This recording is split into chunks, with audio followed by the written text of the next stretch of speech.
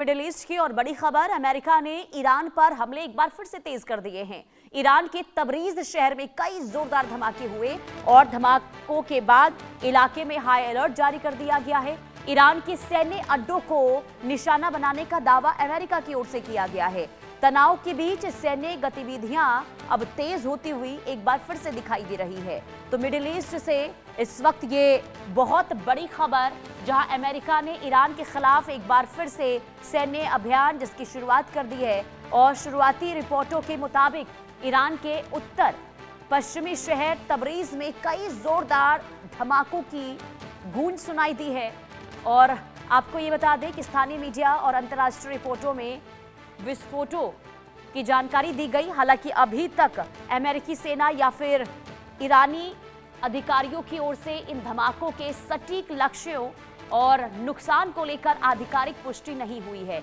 लेकिन ये घटनाक्रम ऐसे समय में सामने आया है जब क्षेत्र में पहले से ही तनाव बेहद ऊंचे स्तर पर दिखाई दे रहे थे और जो ताज़ा हमला हुआ है उसके बाद पूरे पश्चिम एशिया में सुरक्षा व्यवस्था और सैन्य गतिविधियां तेज होने की आशंका बनी हुई है। लेकिन आपको बता दें कि फिलहाल सभी की नज़र अमेरिका और ईरान की आधिकारिक प्रतिक्रिया पर टिकी हुई है, क्योंकि ये घटनाक्रम क्षेत्रीय संघर्ष को और व्यापक रूप दे सकता है। तो ये बड़ी खबर, अमेरिका ने एक बार फिर से हमला किया है। ईरान के अलग अलग हिस्सों में बमबारी लगातार जारी है और तबरीज में इस बार धमाकों की गूंज और जबरदस्त तबाही हुई है, ऐसा दावा अमेरिका की ओर से किया गया है। और ये भी अमेरिका की ओर से कहा गया कि सैन्य ठिकानों पर हमला किया गया, यानी कि मकसद अब अमेरिका का ये है कि अलग अलग जगहों पर जहां जहां सैन्य ठिकाना है ईरान का, उस जगहों पर सटीक निशाना बनाया जाए और ईरान को कमजोर किया जाए। संवाददाता प्रगति तमाम जानकारी के साथ जुड़ चुकी हैं। प्रगति, ताजा हमला अमेरिका की ओर से तबरीज पर, कितना नुकसान, क्या कोई आधिकारिक जानकारी सामने आई है? जी देखिए पुनीता, मिडिल ईस्ट में हालात लगातार आपने बताया गंभीर हो रहे हैं और इनका मेन रीजन यही है कि अमेरिका ने ईरान के खिलाफ अपनी मिलिट्री जो अभियान है उसको और ज्यादा तेज कर दिया है। और अब उत्तर पश्चिमी ईरान के रणनीतिक शहर जो बहुत इंपॉर्टेंट है तबरीज के में कई जोरदार जो धमाके हैं वो सुनने में आए हैं। स्थानीय मीडिया और अंतरराष्ट्रीय एजेंसियों के मुताबिक विस्फोटकों के बाद पूरे शहर में एयर डिफेंस सिस्टम सक्रिय कर दिया गया है। कई इलाकों में सैन्य गतिविधियां बढ़ा दी गई हैं और सुरक्षा एजेंसियों को हाई अलर्ट पर पहुंचा दिया गया है। जितनी भी जानकारियां अवेलेबल है उनके मुताबिक अमेरिका पिछले कई दिनों से ईरान के सैन्य ढांचे को व्यवस्थित तरीके से निशाना बना रहा है। इन अभियानों में missile launch sites, drone basis, air defence system, command and control centre और भी ज्यादा जो रणनीतिक सैन्य ठिकानों को टारगेट किए जाने की बात कही जा रही है। अमेरिकी अथॉरिटीज का कहना है कि इन हमलों का उद्देश्य ईरान की सैन्य क्षमताओं को कमजोर करना है और क्षेत्र में मौजूदी अमेरिकी सैनिकों तथा सहयोगी देशों को संभावित हमलों को रोकना है।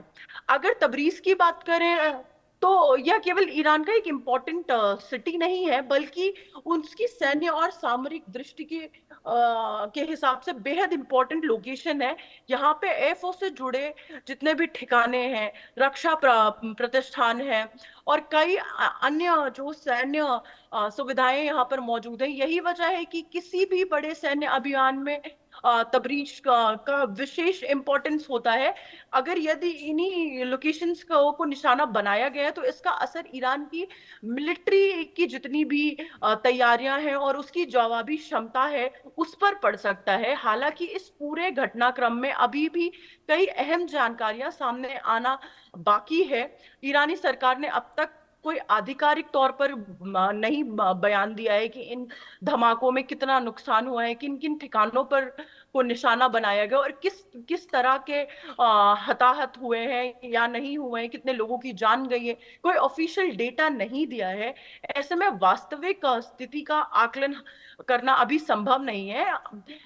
इसी बीच जितने भी एक्सपर्ट्स हैं उनका मानना है कि यदि अमेरिका कंटिन्यूस इसी तरह से ईरान में अपने ईरान के जी। इम्पोर्टेंट बेसिस हैं उन पर हमला जारी रखता है, तो ईरान की ओर से और ज्यादा जवाबी कार्रवाई की जा सकती है। उसकी संभावना को हम इनकार नहीं कर सकते हैं। इससे पूरे मिडिल ईस्ट में तनाव और ज्यादा बढ़ जाएगा। इस संघर्ष का असर केवल अमेरिका और ईरान तक और सीमित नहीं देखिए रहेगा। प्रगति, क्योंकि अब दायरा अमेरिका की ओर से हमलों को लेकर बढ़ा है, क्योंकि पहले अमेरिका के जो हमले थे वो ईरान के दक्षिण तक सीमित थे, लेकिन अब उत्तर पूर्वी तक अगर ये हमले बढ़े हैं, क्योंकि तबरीज पर हमला, इसके अलावा उर्मिया शहर पर भी हमला किया गया था, तो क्या माना जाए अब अमेरिका की रणनीति में ये जो दूसरी बार हमले हुए हैं उसमें बदलाव होता हुआ नजर आ रहा है?